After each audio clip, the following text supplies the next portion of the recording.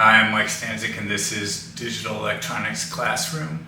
And so in this video, we're going to do one of my favorite conversions. We're working with number systems right now, and this is the conversion between hexadecimal and binary. And there's a mathematical elegance to this, as you'll see as we go through it, which I really enjoy. And it makes it so easy. It's like a cheat code, like a shortcut, and really fun to do. So let's get started. So we have hexadecimal. In this case, we're converting back and forth with binary. All right, so the one thing that we have to understand in this is that it's all about the number 16. Okay, and the reason why is that to count from 0 to 15, that's 16 numbers here. In hex, we simply need one digit. And in binary, we need 4 digits. So both of these would count from 0 to 15. So they have 16 possible states, if you will, in that. So they are equivalent. Because of that, we can represent that by one or the other. So this allows us to do some conversions. One thing that I will point out is that the place values for binary are 8, 4, 2, 1. That's going to be helpful for us to quickly go between a hex number and a binary number.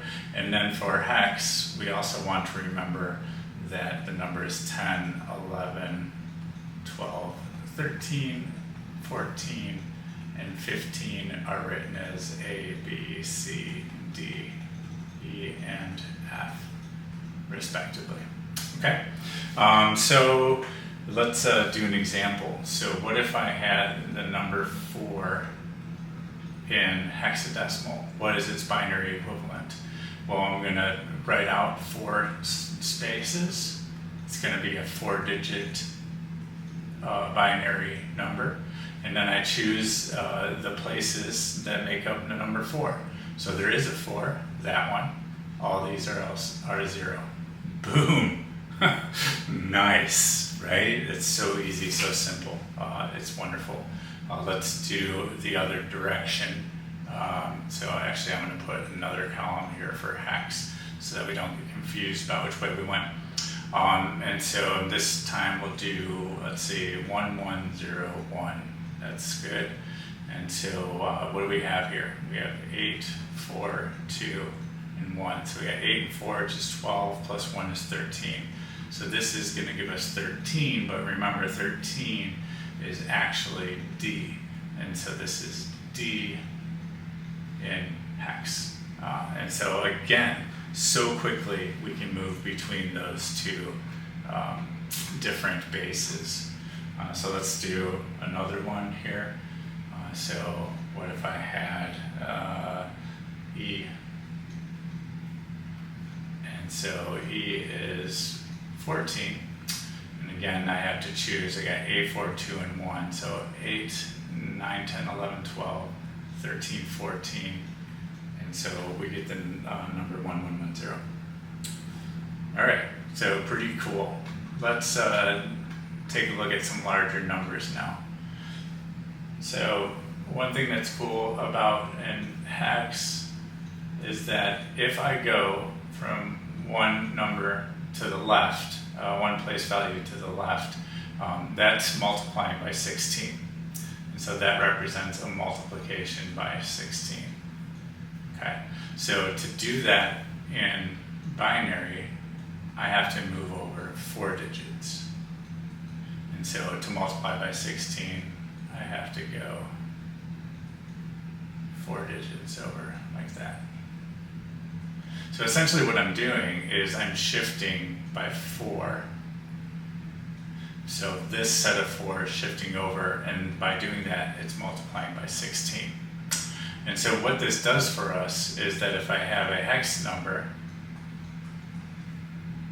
for each hex number, I'm going to expand into a 4-digit binary number, and vice versa. So that's pretty cool. So let's do something ridiculous, right? So let's make a large number, 0, 0, 0, oh sorry, no, I don't want to do that. Let's start like this, 1, 0, 1, 1, 1, and 1, 0, 1, 1, and 1, 1, 0, 0, okay.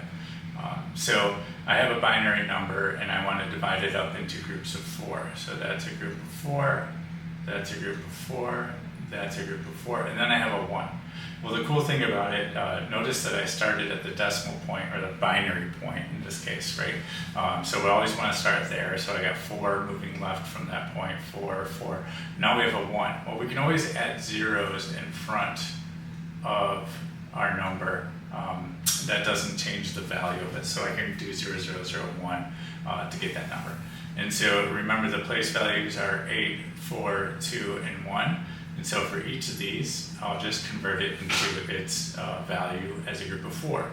So 0, 0, 0, 1 is just the 1. 0, 1, 1, 1 is a 4, a 2, and a 1. So this is a 7. 1, 0, 1, 1 is an 8, a 2, and a 1. So that's 11. And so 11 becomes B. And then we have 8 plus 4, which is 12. And so that becomes C. And so our number in hexadecimal is 17BC. And yeah, so that's it. That's pretty easy to do. Let's go the other way around. And so if I have the number, say, 4AD6 in hexadecimal, so I want this in binary, so I'm going to have groups of 4, and I need 4 of them, 1 for each digit in our hexadecimal. And so this is going to be our binary number. So what's going to make up 4? Well, I need a 4, that's it. What's going to make up A? A is 10. I need an 8 and a 2. What's going to make up D? D is, what is that, D? 13? Yeah, 13. So I need an 8, that's 12, and 13. And then a 6, I need a 4 and a 2, and that's it. So literally you can write it out straight without doing any calculations.